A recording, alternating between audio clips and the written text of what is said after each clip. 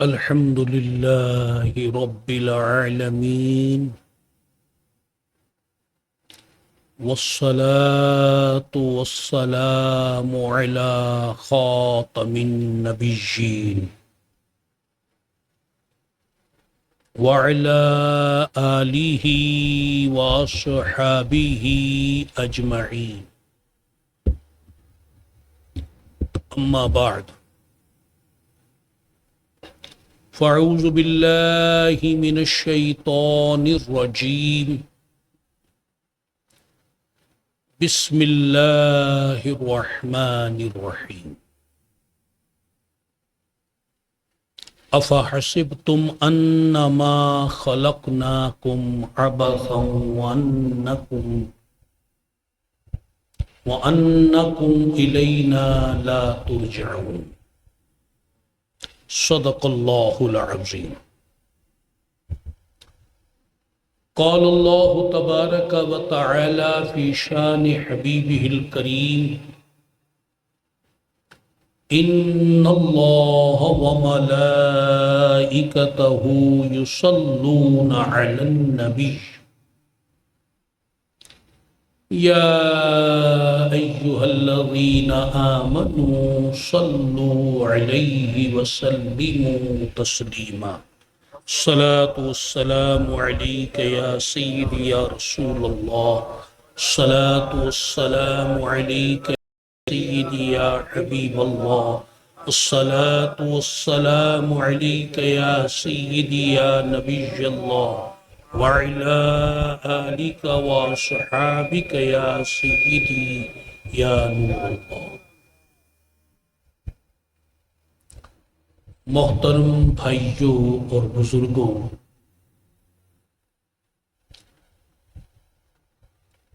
یہ آج ہمارا تیسرا درس کیمیائے سعادت ہے. اس مرکز میں دوسرا کیمیائے سعادت حجت الاسلام سیدنا امام محمد غزالی رحمۃ اللہ علیہ کی مشہور کتاب ہے. امام غزالی رحمۃ اللہ علیہ وہ شخصیت ہیں جو کسی تعارف کی محتاج نہیں ہے، پھر بھی برکت کے لیے درس شروع کرنے سے پہلے چند کلمات آپ کے بارے میں ذکر کر لیتے ہیں. سیدی و سندی اعلی حضرت امام اہل سنت الشاہ احمد رضا خان محدث بریلوی رحمۃ اللہ علیہ نے آپ کو اس طرح یاد کیا: حجت الاسلام، حکیم الامہ، کاشف الغمہ، ابو حامد محمد بن محمد الغزالی رحمت اللہ تعالی. آپ کا نام بھی محمد، آپ کے والد کا نام بھی محمد، اور آپ کے دادا جان کا نام بھی محمد. آپ کے دوسرے بھائی کا نام احمد ہے، لیکن جو شہرت آپ کو ملی وہ غزالی کے نام سے ان کو نہیں ملی. وہ بھی احمد غزالی کہلاتے ہیں اور اپنے وقت کے بہت بڑے بزرگ اور ان کے بھی بہت مریدین اور سالکین تھے. لیکن جو شہرت سیدنا امام محمد غزالی رحمت اللہ علیہ کو حاصل ہوئی وہ انہیں حاصل نہیں ہوئی. آپ کی کنیت جو ہے وہ ابو حامد ہیں. یہ جو بھائی کھڑے ہیں یہ تشریف رکھیں، ان کو بٹھائیں تاکہ یہ صلو علی النبی، تھوڑا تھوڑا آپ جگہ بنا دیں قافلے کے لیے. صلو علی النبی، صلو علی النبی.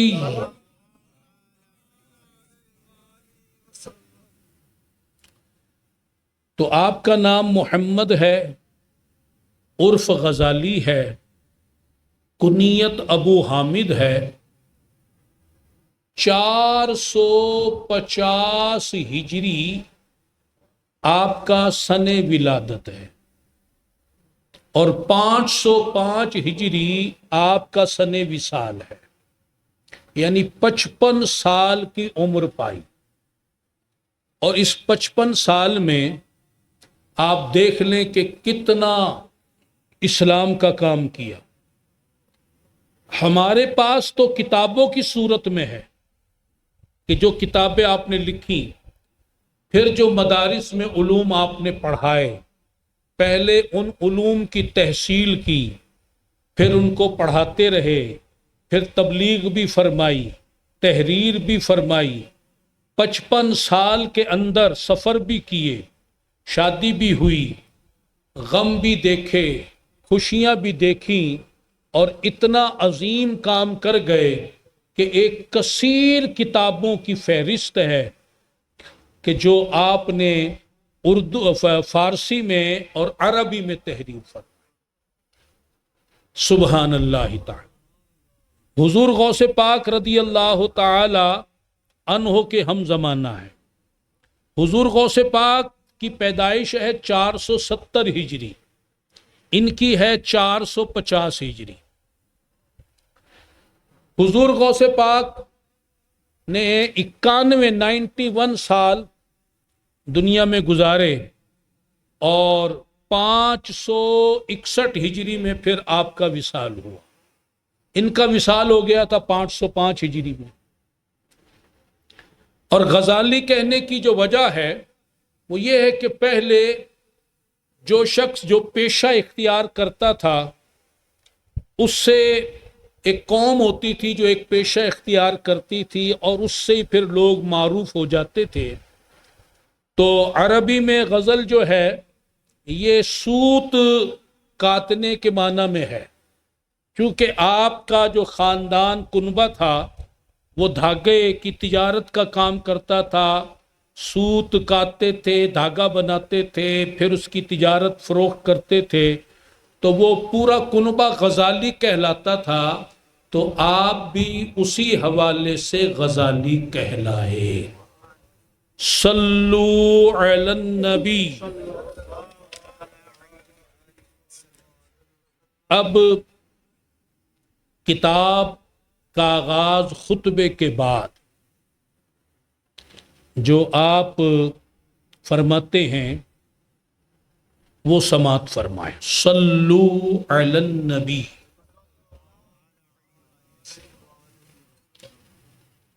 تحریر فرماتے ہیں اما بعد، اے عزیز.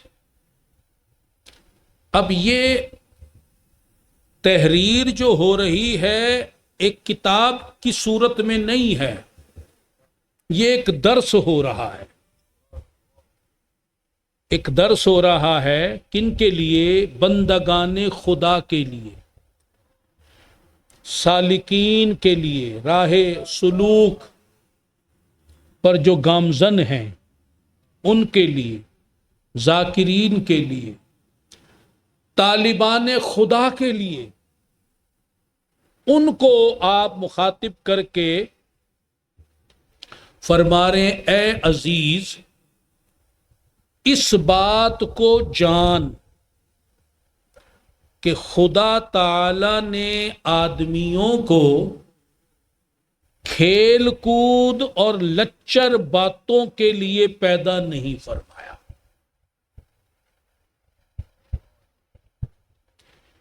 آدمی جو ہے وہ اس بات پر غور کرے وہ ایک فضول چیز نہیں ہے، اور نہ فضول کاموں کے لیے اسے دنیا میں بھیجا گیا ہے۔ آپ غور کریں، یہ بات میں اگرچہ موضوع سے ہٹ کر کہہ رہا ہوں۔ شیخ المحدثین ملا علی قاری رحمت اللہ علیہ فرماتے ہیں کہ اللہ تعالی نے تجھے عبادت کے لیے پیدا کیا، یہ بات تو اس نے کہہ دی قرآن مجید میں، وَمَا خَلَقْتُ الْجِنَّ وَالْإِنسَ إِلَّا لِيَعْبُدُونِ، لیکن تجھے کسب کے لیے پیدا کیا، یہ بات نہیں فرمائی۔ تو جو سمجھ بیٹھا ہے اور سارے لوگ اسی پر دن رات لگے ہوئے ہیں، اللہ نے تجھے کسب کے لیے پیدا نہیں کیا کہ تو کمائے، تجھے عبادت کے لیے پیدا کیا ہے۔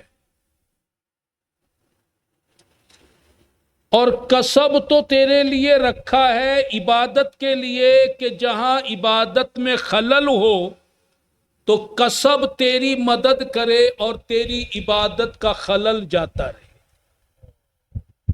نہ کہ تجھے محض روزی کمانے کے لیے پیدا کیا ہے۔ رزق کا ذمہ تو اس نے خود اٹھایا ہے، روزی کا کفیل تو وہ خود ہے۔ اب دیکھیے، یہ عوام کی بات تو عوام کو شاید سمجھ نہ آئے، اللہ والوں کی باتیں حضور غوث پاک رضی اللہ تعالی عنہ کے والد محترم وصال فرما چکے تھے، اور کچھ زمین کا حصہ بھی چھوڑ دیا تھا، اور پہلے زمین کو ہل کے ذریعے اس پر محنت کی جاتی تھی، تو آپ بیل اور ہل کے ذریعے زمین پر کام کر رہے تھے کہ بیلوں نے مڑ کر آپ سے کلام کیا، اور کلام کو کون کر رہا ہے؟ در حقیقت اللہ کلام فرما رہا ہے، اے عبد القادر، تجھے اس کام کے لیے پیدا نہیں کیا گیا۔ بس یہ سننا تھا، آپ نے وہ چھوڑ دیا۔ اور پھر ایک طویل واقعہ ہے کہ آپ چھت پر تشریف لائے، قافلہ بغداد جا رہا تھا، پھر دین کی محبت میں ماں سے اجازت لی، تو آپ دیکھیں غوث پاک کو بھی یہ جو کہا گیا یہ ویسے بھی الہام ہو سکتا تھا۔ یہ جو با آواز بیل کے کہلوایا گیا، دراصل یہ پیغام غلامان غوث اعظم کے لیے تھا۔ غوث پاک تو سمجھتے بھی تھے، جانتے بھی تھے، دراصل غلامان غوث اعظم کو یہ پیغام دینا تھا کہ جو اکثر لوگوں نے جینے کا مقصد کمانا کھانا بنا لیا ہے، تمہارا دنیا میں آنے کا مقصد یہ نہیں ہے۔ امام غزالی فرماتے ہیں کہ یاد رکھ اے اللہ کے بندے، آدمی کو اللہ نے نہ تو کھیل کود کے لیے پیدا کیا ہے، نہ لچر باتوں کے لیے پیدا کیا ہے، اور اللہ نے خود فرما دیا فَحَسِبْتُمْ أَنَّمَا خَلَقْنَاكُمْ عَبَثًا، کہ ہم نے انسان کو عبث پیدا نہیں کیا، بیکار۔ یہ نہ سمجھنا کہ انسان کوئی بیکار پیدا ہوا ہے۔ اور پھر آگے فرما دیا وَأَنَّكُمْ إِلَيْنَا لَا تُرْجَعُونَ، کیا تم یہ سمجھتے ہو کہ تم لوٹ کر ہماری طرف نہیں آؤ گے؟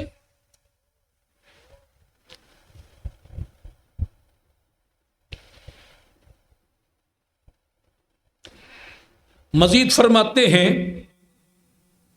بلکہ آدمی جو ہے اس کا کام بھی بڑا ہے اور اس کو خطرہ بھی بڑا درپیش ہے۔ یہ دو باتیں فرمائی ہیں حجت الاسلام رحمت اللہ علیہ کہ آدمی غور کرے کہ جو اسے کام دیا گیا ہے وہ بھی بہت بڑا ہے. ایسے نہیں انسان کو اللہ نے تاج پہنا دیا اشرف المخلوقات کا. جو جتنا بڑا ہوتا ہے کام بھی بڑا اس کا ہوتا ہے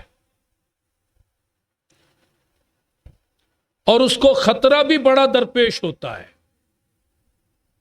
تو کام بڑا کیا ہے کہ اس آدمی کو کہا گیا کہ ہماری مخلوقات کی کئی اقسام ہیں. اور یہ بات امام غزالی رحمت اللہ علیہ نے دوسرے مقام پر فرمائی کہ 3 طرح کی مخلوقات ہیں جو سمجھانے کے لیے ہیں. ایک مخلوق وہ ہے جسے اللہ تعالی نے عقل دی ہے مگر خواہش نہیں دی. خواہش ان کے اندر نہیں ہے اور وہ مخلوق ملائکہ کہلاتی ہے. کیا کہلاتی ہے؟ فرشتے. عقل ان کے پاس ہے لیکن خواہش نہیں ہے، شہوات نہیں ہے، ان کی کوئی طلب نہیں ہے، ان کے پاس یہ نفس والا معاملہ نہیں ہے نفسانی خواہشات کا. دوسری مخلوق اللہ تعالی نے وہ پیدا فرمائی کہ جسے عقل نہیں دی مگر خواہش دی ہے اور وہ مخلوق ہے جانور، بہائم. یہ جانور جو ہیں، چوپائے جو ہیں، اور یہ ہے جانوروں کے اندر جتنی بھی چیزیں آ جاتی ہیں ان کے اندر خواہش ہے. یہ کھاتے بھی ہیں، یہ پیتے بھی ہیں، شہوت کا سلسلہ بھی ان کے اندر ہے لیکن عقل نہیں رکھی. فرشتے کھانے پینے سے بھی پاک ہیں، وہ نیند سے بھی پاک ہیں.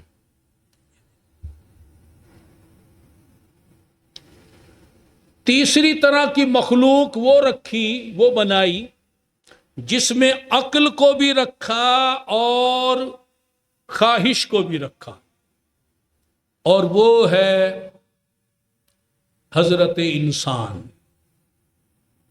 اس کو عقل بھی دی اور خواہش بھی دی. پھر امام غزالی فرماتے ہیں رحمت اللہ علیہ جس کی عقل اس کی خواہشات پر غالب آ گئیں، خواہشات شہوات مغلوب ہو گئیں، عقل غالب آ گئی، یعنی فرشتوں والی صفات غالب آ گئیں اور جانوروں والی صفات مغلوب ہو گئیں، تو فرمایا وہ فرشتوں سے بھی افضل ہو گئے. وہ فرشتے تو خواہش نہیں رکھتے، پھر وہ صفات رکھتے ہیں، اور وہ انسان جو یہ خواہش رکھنے کے باوجود فرشتوں کی صفات کو غالب کر لے وہ فرشتوں سے بھی اعلیٰ ہو گئے. اور معاذ اللہ جس کی خواہشات و شہوات اس کی عقل پر غالب آ گئی، جانوروں والی صفات و عادات اس پر غالب آ گئیں، اس کی عقل پر غالب آ گئیں، تو پھر وہ انسان، وہ آدمی جانوروں سے بھی بدتر ہے. کہ جانوروں کے پاس تو عقل نہیں تھی اس لیے وہ خواہشات میں پڑ گئے، اس آدمی کے پاس تو عقل تھی، پھر اگر یہ جانوروں والی خواہشات صفات کو اپنا رہا ہے تو یہ جانوروں سے بھی بدتر قرار پائے گا. تو امام غزالی رحمت اللہ علیہ فرماتے ہیں کہ آدمی کو کام بھی بڑا درپیش ہے اور خطرہ بھی بڑا درپیش ہے۔ بڑا کام کیا ہے؟ بڑا کام یہ ہے کہ اسے فرشتوں کے مرتبہ پہ پہنچنا ہے۔ غیر معصوم ہوتے ہوئے خواہشات کو، نفس کو رکھنے کے باوجود اسے فرشتوں کی صفات کو اپنے اوپر غالب کرنا ہے، اپنانا ہے۔ یہ ایک بڑا کام ہے اس کے لیے۔ یہ کام اس کو اشرف المخلوقات کے شرف سے نوازتا ہے۔ اور جو خطرہ درپیش ہے بڑا، وہ یہ ہے خطرہ کہ کہیں یہ آدمی نفسانی خواہشات، شیطانی کاموں، ان میں پڑھ کر جو جانوروں والی بد صفات ہیں ان کو اپنے اوپر غالب کر لے اور آدمیت کے شرف سے بھی گر جائے، اور اللہ کے یہاں وہ جانوروں سے بدتر شمار ہو۔ جانوروں سے، اب یہاں میں امام غزالی کی وہ بات جو ہم آگے سنیں گے یہی سنا دیتا ہوں، زندگی کا کیا پتہ۔ یہ جو کہا نا ملائکہ کی صفات اپنانی ہے، اور یہ جو کہا کہ جانوروں کی صفات سے بچنا ہے، اس کا تعلق ظاہر سے نہیں ہے، باطن سے ہے۔ کس سے ہے؟ باطن سے ہے۔ تیرا دل جو ہے وہ اگر فرشتوں کی صفات کا حامل ہوگا تو تیرا مقام فرشتوں سے بڑھے گا، نہ کہ تیرے ہاتھ پاؤں کی بات ہو رہی ہے۔ فرشتے تو روح کا نام ہے، وہ تو اللہ تعالیٰ انہیں جسم عطا فرما دیتا ہے جب فرماتا ہے۔ بات تو باطن کی ہے۔ یہ مقصد نہیں ہے کہ جانوروں جیسے کوئی ہاتھ ہو جائیں یا پاؤں ہو جائیں، نہیں، جانوروں کی صفات تیرے دل پر اگر غالب آ گئی، مثلا جانوروں کی ایک بری صفت بے حیائی ہے۔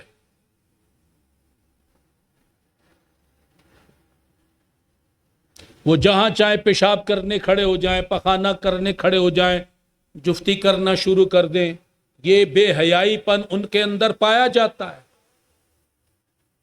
تو اگر بے حیائی کسی کے دل میں یہ آئی ہوئی ہے تو اب اس کا دل جو ہے وہ فرشتوں کی صفت پہ نہیں ہے۔ فرشتے تو با حیا ہے۔ تو اب میں بات کر رہا تھا ظاہر کی بات نہیں ہو رہی، باطن کی بات ہو رہی ہے۔ اب تو نے اور میں نے غور کرنا ہے کہ تیرا اور میرا جو باطن ہے، جو قلب کے اندر صفات ہیں، قلبی صفات، وہ فرشتوں والی ہیں یا جانوروں والی ہیں؟ وہ فرشتوں والی ہیں یا جانوروں والی ہیں؟ اگر تو اپنے دل کو فرشتوں کی صفات سے سجا کر دنیا سے گیا تو آخرت میں حشر باطن پر ہونا ہے۔ یہ بات امام غزالی لکھتے ہیں رحمت اللہ، آخرت میں حشر بندے کے باطن پر ہوگا۔ تو پھر تیرا مقام فرشتوں جیسا ہوگا، اعلی مقام۔ اور اگر تیرے دل کی صفات جانوروں والی ہو،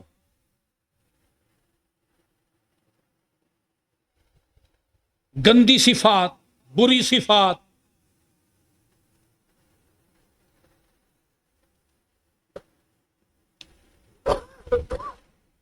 یہ شہوت کا غالب آنا یہ بھی جانوروں کے اندر پایا جاتا ہے غلبہ. اب کوئی آدمی بدنگاہی میں لگا رہے، لڑکیوں کے ساتھ عشق مٹکے میں لگا رہے، گانے باجوں میں لگا رہے، فضول حرام کاموں میں لگا رہے، تو جانوروں کی صفت دل میں آئی ہوئی ہے نا. اب جو بات میں کہنا چاہتا تھا وہ سن لیں ذرا توجہ کے ساتھ. حجت الاسلام سیدنا امام غزالی رحمت اللہ علیہ فرماتے ہیں کہ روز قیامت بندوں کا حشر ان کے باطن پر ہوگا، اور روز قیامت اس کے مطابق ان کا معاملہ ہوگا. فرماتے ہیں کہ کچھ لوگ ایسے ہوں گے، وہ تو انسانی صورت میں ہی وہاں ہوں گے کہ انسان ایک اشرف صورت ہے، اعلیٰ صورت ہے، اور کچھ ایسے بھی بدبخت ہوں گے جو اس وقت کتے کی شکل میں اٹھائے جائیں گے، بندر کی شکل میں اٹھائے جائیں گے، سور کی شکل میں اٹھائے جائیں گے، لومڑی کی شکل میں اٹھائے جائیں گے، ریچھ کی شکل میں اٹھائے جائیں گے، اور مختلف جانور. جس پر کتے کی صفات غالب آئیں گی وہ کتے کی شکل میں اٹھے گا، جس پر خنزیر کی صفات غالب ہوں گی وہ روز قیامت خنزیر کی صورت میں اٹھایا جائے. الا حاضل قیاس، اس سے آپ خود سمجھتے چلے جائیں. تو یہ بڑا خطرہ ہے کہ میں ہوں آدمی اور حشر کتے کی صورت میں ہو رہا ہو. کس صورت میں؟ کہ جب دنیا کے اندر میں نے آدمی کی فرشتوں کی صفات کو چھوڑ دیا اور جانوروں کی صفات کو اپنا لیا. تو امام غزالی فرماتے ہیں تیرے لیے اعزاز بھی بڑا ہے، کام بھی بڑا ہے، اور خطرہ بھی بڑا ہے. اعزاز تو ہے اشرف المخلوقات کا، کام ہے تجھے فرشتوں والی صفات اپنانی ہے. فرشتوں کی ایک صفت بتاؤں، وہ ہر وقت اللہ کو یاد کرتے ہیں. فرشتوں کی ایک صفت کیا ہے؟ وہ ہر وقت اللہ کو، اللہ کی نافرمانی نہیں کرتے. یہ فرشتوں کی صفت ہے. اب اللہ کو یاد کرنا اگر بندے پہ غالب ہو، اللہ کی نافرمانی سے بچنے والا بندہ بن جائے تو فرشتوں کی صفت ہوگی، اور فرشتوں کی صفت غالب آئے گی تو وہ فرشتوں سے افضل مقام پا جائے گا. تو یہ بڑا کام ہے فرشتوں کی صفات اپنانا. خطرہ کیا ہے کہ یہ بہک جائے نفس امارہ، شیطان، حب دنیا، شر مخلوق، اس میں پڑھ کر اس بات کو ہی بھول جائے کہ میں آدمی ہوں، میں آدمی ہوں، اور اللہ تعالی نے مجھے آزاد نہیں بنایا بلکہ اپنی بندگی کا پابند بنایا، بیکار نہیں بنایا. ایک کام دیا ہے کہ دنیا میں جا کر تو نے فرشتوں کی صفات اپنا کر میری بارگاہ میں فرشتوں سے بھی اعلی مقام پانا ہے. اب آپ دیکھیں، ہم اپنی طرف بھی دیکھیں، معاشرے کی طرف بھی دیکھیں. یہ سبق نبیوں نے دیا نا، بتائیے کس نے دیا؟ اب جن کو نبی ملے تو نبی کی تعلیم بھی مل گئی، اور جن کو نبی ملے تو خدا بھی مل گیا. کہ خدا ملا تو نبی کے توسل سے ملا نا. یہ ہو ہی نہیں سکتا کہ کوئی نبی والا تو نہ ہو اور خدا والا ہو. تو اب وہ قومیں ایسی بھی ہیں کہ جو کسی نبی کو نہیں مانتے. تو نبی نے تو کہا نا کہ ایک خدا ہے. نبی نے کیا کہا؟ تو جو نبی کو نہیں مانتے ان کے پاس تو خداؤں کی لائن لگی ہوئی ہے. جیسے ہندو دیکھ لیں آپ, ان کے پاس نبی ہے, کوئی نبی نہیں. تو یہ تعلیم کس نے دی؟ نبیوں نے. کس نے دی بتائیے؟ اب اگر مسلمان ہو کر ایسی قوم کے پیچھے چلے جو نبی والے نہیں ہیں, یا جنہوں نے نبی کو چھوڑ دیا, جیسے یہودی, عیسائی, انہوں نے تو نبیوں کو چھوڑ دیا ہے, ان کی تعلیمات کو چھوڑ دیا ہے, کتابوں میں تحریف کر دی ہے, دین کو بدل کے رکھ دیا ہے. اگر آج کا مسلمان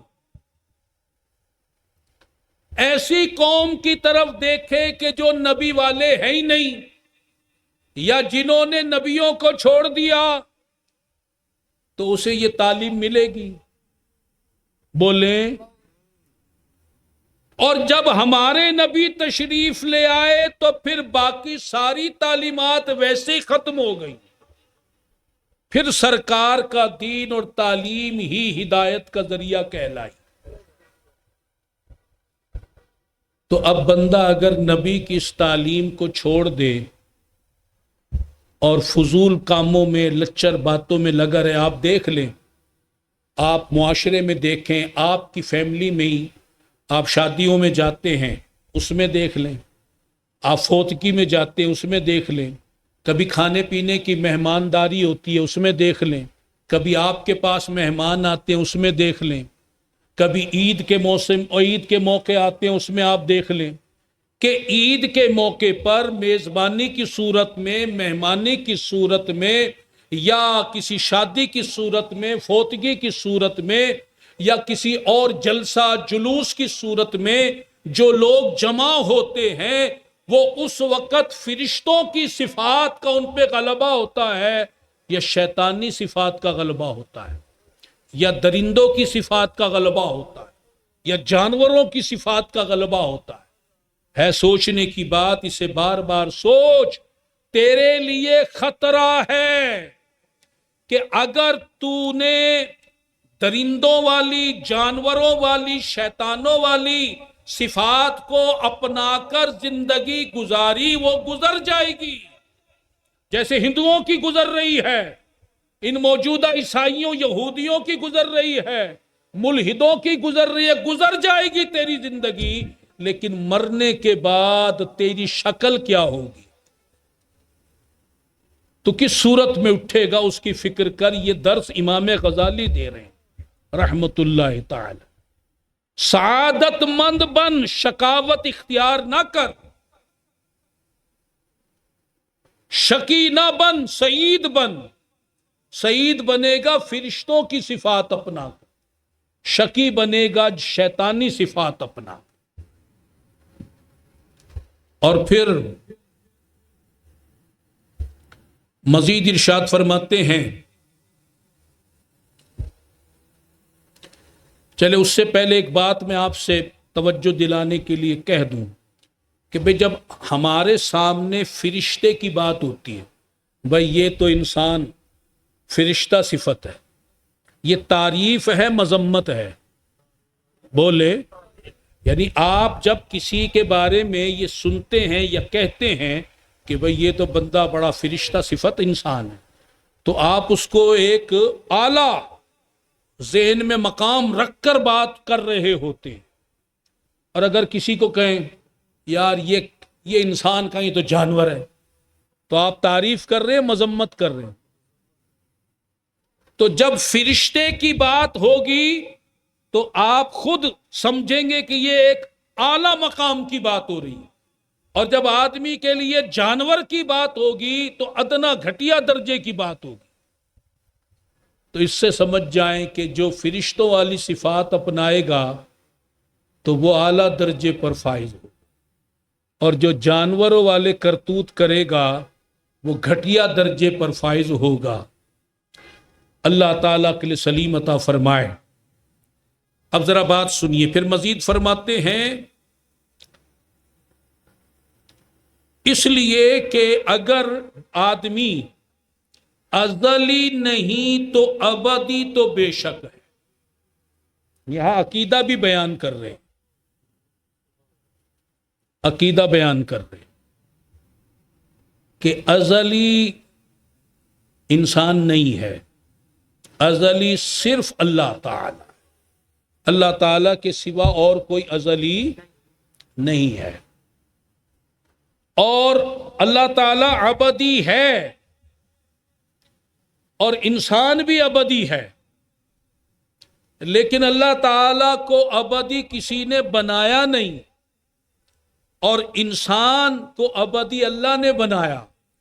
پھر اس کے ابدی ہونے میں درمیان میں موت بھی آتی ہے، کلو نفس ذائقۃ الموت، اس نے موت کا ذائقہ بھی لینا ہے، لیکن اللہ تعالیٰ کے لیے تو موت کا کوئی کنسپٹ ہی نہیں ہے۔ تو کوئی یہ نہ کہے کہ اللہ تعالیٰ ابدی ہے، انہوں نے انسان کو ابدی کر دیا، تو ابدی تو ہے، فرق ہے، لیکن بتایا جا رہا ہے کہ بھائی ایک ہوتا نا مر کے مٹی میں مل گیا، ایک بندے کا ذہن ہے، اب ہندو کہتے ہیں جی اگلے جنم میں ہم اچھے کام کر لیں گے، وہ 7 جنم ماننے بیٹھے ہوئے ہیں، جو خلاف اسلام، خلاف دین، خلاف حقیقت، گمراہی ہے۔ اسی طرح دہریے کہتے بس کھاؤ پیو موج اڑاؤ پھر مر جاؤ گے، ختم ہو جاؤ گے، ان کے ہاں کوئی حساب کتاب اگلا کوئی حشر، کوئی ذہن ہی نہیں ہے۔ اسلام نے تمہیں تصور دیا ہے کہ تم مر کے مٹی نہیں ہوگا، مرنے کے بعد یہ تو ایک انتقال ہے، ایک جہان سے دوسرے جہان میں جائے گا، ایک جہان سے دوسرے جہان میں جائے گا۔ تو امام غزالی فرماتے ٹھیک ہے تو ازلی تو نہیں ہے، لیکن مر کے مٹی نہیں ہوگا، تو ابدی ہے، تجھے اگلے جہان میں جانا ہے، وہاں تیرا حساب و کتاب بھی ہونا ہے۔ پھر فرماتے ہیں اور اگرچہ اس کا آدمی کا بدن مٹی کا ایک ناچیز ڈھانچہ ہے، مٹی کا، مٹی جو ہے اگر مٹی کو کہیں، دیکھیں نا، اگر آپ سامنے رکھیں ہوا، تو ہوا کا جب عنصر سامنے ہوگا ہوا، تو اس کے اندر ایک بڑائی کا پہلو آئے گا، آگ، اس میں بھی ایک بڑائی کا پہلو، آگ، نار، پانی، اس کے اندر بھی جب مٹی کہتے ہیں اس میں عاجزی ہے، کہ کہتے ہیں نا بندہ مٹی ہو گیا، یعنی یہ ختم۔ تو فرما رہے ہیں کہ اگرچہ بدن اس کا ناچیز ڈھانچہ ہے، مگر اس کی روح جو ہے وہ حقیقت، اس کی جو ہے جسم کی حقیقت، تو وہ تو بڑی عزیز چیز ہے، اعلیٰ چیز ہے، اور اصل میں ہم جسم ہماری حقیقت نہیں، ہماری حقیقت کیا ہے؟ روح ہے۔ کیا ہے؟ اب دیکھیں، اگر روح کا تعلق جسم سے ہٹ جائے تو پھر یہ جسم کیا ہوگا؟ یہ مٹی ہو جائے گا۔ رکھے کتنے دن رکھیں گے؟ پھر یہ روح جو ہے، اصل تو روح ہے، تو ہم کیا ہیں؟ بولے اصل روح ہے، لیکن یہ بات میں عقیدے کی آج آپ کو دے دیتا ہوں آخر میں، اور پھر کسی موقع پر وضاحت کریں گے۔ امام اعظم ابو حنیفہ رضی اللہ تعالی عنہ نے اپنے وصال سے پہلے ایک عقائد پر رسالہ تحریر کرایا، ڈکٹیٹ کرایا، بولتے گئے، شاگرد لکھ رہے تھے۔ کتاب الوصیت اسے کہا جاتا ہے۔ اس میں یہ عقیدہ آپ نے بیان فرمایا کہ یہ جو جسم ہے نا اس وقت ہمارا، روز قیامت جو جسم اللہ عطا فرمائے گا یہی عطا فرمائے گا۔ نیا جسم کا عقیدہ لوگ بیان کرتے ہیں، اور یہ کچھ مولوی لوگ بھی بیان کرتے ہیں کہ جی کوئی نیا جسم دے گا۔ نہیں، اللہ قادر ہے، قدرت رکھتا ہے۔ یہ جسم اگرچہ فنا بظاہر ہو جائے گا، اور اللہ تعالی یہی جسم روز قیامت ہمیں عطا فرمائے گا۔ یہ ذہن میں آپ نظریہ رکھ لیں، تفصیل کسی اور موقع پر انشاءاللہ تعالی اس کی بیان ہوگی۔ صلو علی النبی۔ چلے جی، اب بات کو ہم سمیٹنے کی کوشش کرتے ہیں۔ تو فرمایا کہ اگرچہ اس کا بدن مٹی کا ایک ناچیز ڈھانچہ ہے، مگر جو اس کی روح ہے وہ اصل ہے۔ تو اصل میں ہم سے جب مخاطب کوئی ہوتا ہے نا تو بات ہوتی ہے روح سے، جسم سے نہیں ہو رہی ہوتی۔ اور حیرت کی بات ہے کہ ہم ساری زندگی، آپ اپنے دادا پردادا، دوست احباب، رشتہ دار، محلے دار، ان کی طرف دیکھیں، لوگ ساری زندگی جسم پر ہی محنت کرتے رہے۔ جس طرح ساری زندگی کمانے کھانے میں ہی لگا دی اور مر گئے، عبادت جس کے لیے آئے تھے اس کی طرف دھیان ہی نہیں۔ اسی طرح لوگ ساری زندگی جسم کے اوپر ہی لگا دیتے ہیں، بھئی یہ مکان جسم کے لیے، روح کے لیے، یہ جو پنکھے ہیں، یہ جو اے سی ہیں، یہ کولر ہیں، یہ روح کے لیے، جسم کے لیے۔ تو یہ کپڑے ہیں، یہ جوتے ہیں، یہ نہانا دھونا جو ہے، یہ صفائی ستھرائی، سنت کے مطابق وہ تو ہمیں ثواب ملے، لیکن لوگ اسی کے اوپر ساری زندگی گزار کے مر جاتے ہیں۔ جو اصل روح ہے اس کی صفائی ستھرائی، اس کی نورانیت، ادھر دھیان ہی نہیں ہے کہ بھئی کوئی قلب کی صفائی بھی کوئی کام ہے، روح کی صفائی بھی کوئی کام ہے۔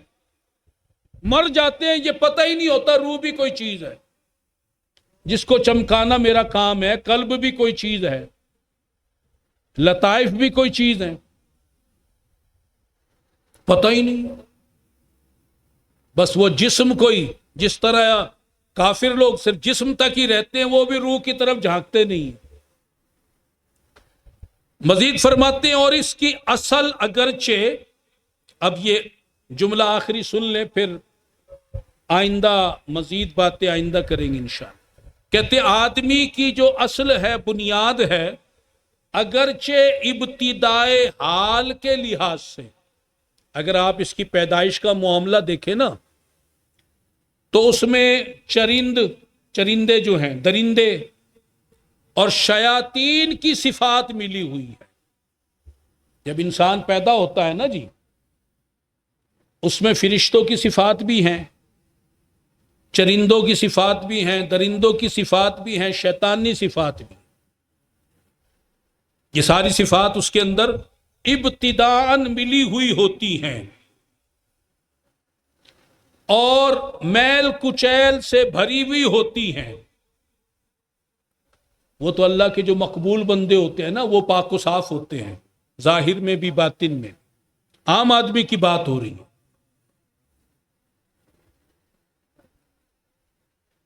آپ کو میری یہ بات سمجھ میں آئی جی، جو میں نے ابھی بات آپ کے سامنے رکھی ہے؟ اب یہ آپ کہیں گے جناب یہ چرندوں، درندوں اور شیطانوں کی صفات کیسے ملی ہوتی ہیں؟ تو دیکھیں، ہر وقت کھاتے پیتے رہنا، یہ درندوں جانوروں کا کام ہے۔ ہر وقت شہوت رانی میں لگے رہنا، مارنا، لڑنا، جھگڑنا، غصہ کرنا، دوسرے کو جیسے کھا جاؤں، یہ درندوں کا کام ہے۔ یہ بھی بندے کے اندر ہوتی ہے صفت. اگر بچے کی تربیت اسلامی نہ ہو تو اس کے اندر یہ چیزیں پائی جائیں گی، آپ کو ملیں گی. جن بچوں کی اسلامی تربیت نہیں ہوتی وہ پھر مار دھاڑ اور ٹیکا اپنا لگا کے رکھتے ہیں. آپ نے دیکھا ہوگا نا، کہیں درندہ بیٹھا ہو رستے میں، شیر، بھیڑیا، گیدڑ، کوئی درندہ بیٹھا ہے تو وہاں سے گزرنا آسان تو نہیں ہوتا، بلکہ راستہ بدل لیتے ہیں. ایسے بھی لوگ گنڈے ہوتے ہیں، بدماش، ان کی گلی سے گزرے تو کوئی.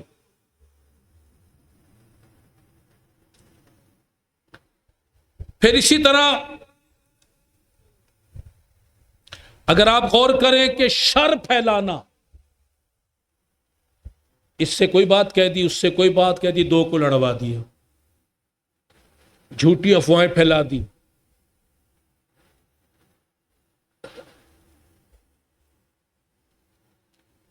کسی بات بندے کو غلط رستے پہ لگا دیا کہ بھئی یہ 2 نمبر کام کرو گے تو بڑا پیسہ آئے گا. تو یہ 2 نمبر کام کون کراتا ہے؟ شیطان. شر کون پھیلاتا ہے؟ یہ 2 کو لڑواتا کون ہے؟ تو یہ صفت بھی بندے میں ہوتی ہے. جب آدمی پیدا ہوتا ہے یہ صفات اس کے اندر ملی ہوئی ہوتی ہیں. تو امام غزالی رحمت اللہ علیہ فرماتے ہیں یہ اس کو کام دیا جاتا ہے کہ ان صفات کو تو نے مغلوب کرنا ہے اور فرشتوں کی صفات کو غالب کرنا ہے تاکہ تو پاک ہو جائے اور ہماری بارگاہ میں حاضر ہونے کے لائق ہو جائے. اگر کوئی دل میں شیطانیت رکھتا ہو، درندگی رکھتا ہو، جانور پن رکھتا ہو اور آ جائے اللہ اکبر، اب وہ کھڑا تو اس بارگاہ میں مگر اس بارگاہ کے لائق نہیں، کیونکہ اللہ تعالی کی نظر دل پر ہوتی ہے اور دل درندہ بنا ہوا ہے، دل جانور بنا ہوا، دل شیطان بنا ہوا ہے. تو یہ اس بارگاہ کے لائق ہوگا جب اس 5 منٹ کی نماز کے لائق نہیں تو روز قیامت پھر اس کے دربار کے لائق کیسے ہوگا اور جنت میں اس کے دیدار کے لائق کیسے ہوگا. تو تجھے اللہ نے یہ کام دیا کہ خود کو میرا مقرب بنا، میرے قرب کو پانے والا بن، اور میرا قرب تجھے جب ملے گا جب تیرا دل درندوں، چرندوں، جانوروں اور شیطانوں کی گندی، بری، بد صفات سے پاک ہوگا اور فرشتوں کی پاک اعلی صفات سے مزین ہوگا. تو پھر تیرا دل اس لائق ہوگا کہ میرا عرش بن جائے، میرے جلوے اس میں بس جائیں.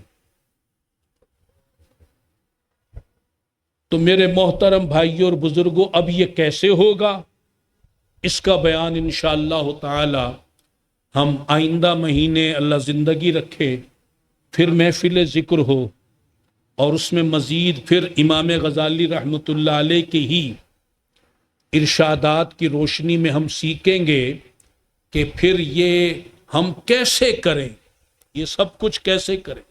آج آپ کو فکر دی جا رہی ہے، اپنے اندر فکر تو پیدا کریں کہ میرے اندر گندگی ہے، محسوس تو کریں اس شیطانی صفات کی بدبو کو، درندوں چرندوں جانوروں کی گندی صفات کی بدبو کو محسوس تو کرو، فکر تو کرو کہ میں اشرف المخلوقات ہو کر اندر سے درندہ ہوں، میں اشرف المخلوقات ہو کر اللہ کی نظر میں، اللہ تعالی کی نظر میں جانور ہوں.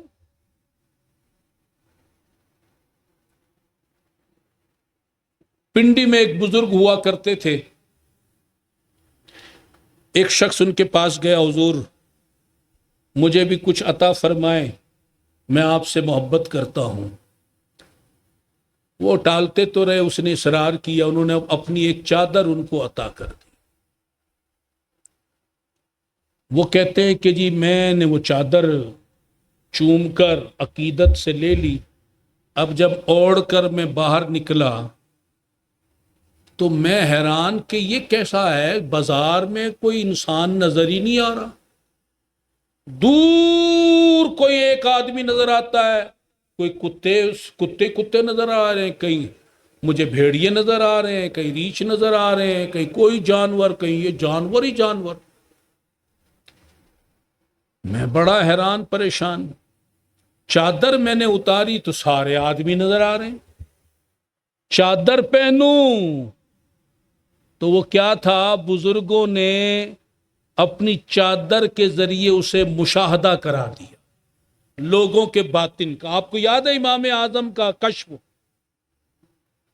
کہ جب آپ وضو فرماتے تھے اور سامنے کوئی وضو کر رہا ہوتا تھا، لوگوں کے جو گناہ دھل رہے ہوتے تھے وضو کے پانی میں دیکھ لیتے تھے، یہ بدکاری کا گناہ دھل رہا ہے، یہ جھوٹ کا گناہ دھل رہا ہے، یہ غیبت کا، یہ آپ پانی میں دیکھ لیتے تھے اس کے گناہوں کو۔ پھر اللہ سے دعا کی، یا اللہ یہ تو میرے لیے مسئلہ ہو گیا، اب لوگوں کے عیب مجھ پہ ظاہر ہوتے ہیں، تو یہ کشف مجھ سے واپس لے لے۔ تو وہ بھی بابا جی کے پاس گیا، حضور یہ اپنی چادر واپس لے لیں، اسے پہن کر تو میں بازار جا ہی نہیں سکتا، کہاں جاؤں، کس سے ملوں، دکان پہ جا کے کس سے سودا لوں، کیا کروں، میری تو زندگی بالکل ختم ہو کے رہ گئی۔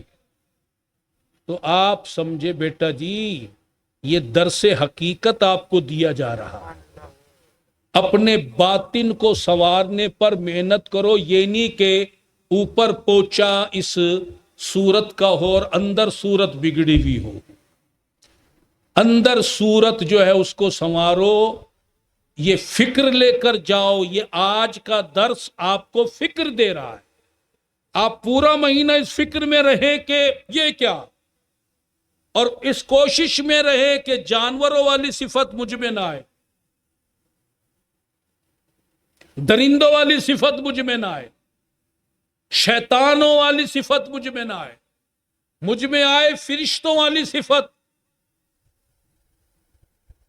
اسی لیے شریعت پر چلنے کا حکم ہے، سنت پر چلنے کا حکم ہے، کہ سنت و شریعت مصطفیٰ علیہ تحیت و ثنا و صلاۃ و السلام علیک یا رسول اللہ۔ سبحان اللہ، یہ سارا پاکیزہ کام ہے شریعت کے، سنت کے، اور یہ سب وہ کام ہے جو اعلیٰ ترین ہے۔ جب آپ رسول اللہ کی شریعت پر چلیں گے، سنت پر چلیں گے، یہی کھانا آپ کے لیے نور بنے گا، یہ سونا عبادت بنے گا، یہ پینا آپ کے لیے اندر باطن میں خوشبو پیدا کرے گا۔ یہ جتنے بھی کام اگر حضور صلی اللہ علیہ وسلم کی سنت پر آ جائیں، یہ سارے کام اندر باطن کو منور کر دیں گے، اندر کی صورت کو فرشتوں سے عرفہ کر دیں گے، دل کو مصفہ مسجع کر دیں گے، تصفیہ قلب ہو جائے گا۔ تو اب آپ نے آج سے، اب سے شروع کر دینی ہے کوشش شریعت پر عمل کرنے میں اور سنت پر چلنے میں۔ یہودیوں کا، عیسائیوں کا، جو موجودہ یہودی، عیسائی، ہندو، دہریے، یہ مجوسی، یہ سکھ، یہ جتنے بھی ہیں، ان کا کوئی فیشن، کوئی طریقہ، کوئی تعلیم، کوئی نظریہ اس کے قریب نہیں جانا۔ خود بچے، گھر والوں کو بچائے اور اس کی تبلیغ کرے، یہی تبلیغ اسلامی کا مشن۔ لوگوں کو رسول اللہ کے طریقے پر لائیں، سنت رسول پر لائیں، شریعت رسول پر لائیں صلی اللہ تعالی علیہ وسلم۔ اسی سلسلے میں یہ درس اور محفل ذکر سجائی جاتی ہے، تبلیغ کے کام ہوتے ہیں، اسی سلسلے میں دین کی فکر پیش کی جاتی ہے، اور اللہ کے دین کو عام کرنے کے لیے قافلے روانہ ہوتے ہیں. جس طرح آج ہم یہاں اجتماع سجا رہے محفل، ایک قافلہ گجرات سے میانی گیا ہوا ہے اور وہ وہاں پر اللہ کے دین کی تبلیغ کر رہا ہے. تو تبلیغ اسلامی کے ذریعے جہاں یہ محفل ذکر سجاتے ہیں وہاں تبلیغی قافلے بھی سفر کرتے ہیں اور مساجد میں درس و بیان بھی ہوتے ہیں. اب یہ مرکز کی جگہ اللہ تعالیٰ نے ہمیں صرف رکھنے کے لیے نہیں دی، آباد کرنے کے لیے دی ہے. کس کام کے آباد کے لیے؟ اللہ کے دین کی تبلیغ، ترویج، اشاعت، پرچار کے لیے، لوگوں کو ہدایت کی طرف بلانے کے لیے. تو جس طرح الحمدللہ ہم نے پچھلے مہینے محفل ذکر سجائی، اللہ نے آج بھی کرم کیا اور محفل ذکر عطا فرمائی. اور اس کا یہ بھی کرم ہے کہ لاہور کے کئی حصوں میں آج بارش ہوئی اور یہ حصہ ابھی اس نے بارش سے محفوظ رکھا ہوا ہے. جو بھائی لیٹ آئے وہ بارش کی وجہ سے ان کے علاقوں میں بارش چل رہی تھی، وہ اس وجہ سے تاخیر کا شکار ہو گئے. تو بہرحال اب ہم نے پچھلے مہینے یہاں محفل سجائی، آج سجائی. اب انشاءاللہ ہم اس کو ہفتہ وار آباد کریں گے. یہاں پھر روزانہ بچوں کا مدرسہ بھی لگے گا، درس و بیان بھی ہوں گے. ابھی پہلا قدم یہ ہے کہ ہر جمعہ، جس طرح آج جمعہ ہے، ہر جمعہ کو ہفتہ وار اجتماع انشاءاللہ عشاء کی نماز کے بعد یہاں لاہور سطح پر ہوا کرے گا. تو آپ سارے لاہور کے بھائی نیت سے انشاءاللہ کہیں گے کہ ہم اس میں ہر جمعہ شرکت کریں گے انشاءاللہ تعالی. تو ہر جمعہ کو انشاءاللہ عشاء کی نماز یہاں پڑھیں. آج کل 9:15 بجے نماز عام روٹین میں ہو رہی ہے، 9:15 بجے آپ تشریف لے آئیں. محفل ذکر میں تو ہم تاخیر کر لیتے ہیں کہ ماہانہ محفل ہوتی ہے، لیکن یہ ہفتہ وار اجتماع یہ اپنی روٹین سے عشاء کے بعد انشاءاللہ شروع ہو جائے گا. تو آپ نے عشاء کی نماز یہاں ادا کرنی ہے. عشاء کے بعد انشاءاللہ اب جمعہ ہفتہ وار اجتماع ہوگا اور مہینے کا جو پہلا جمعہ آئے گا اس میں اسی طرح محفل ذکر ہوا کرے گی انشاء اللہ تعالی. صلو علی النبی.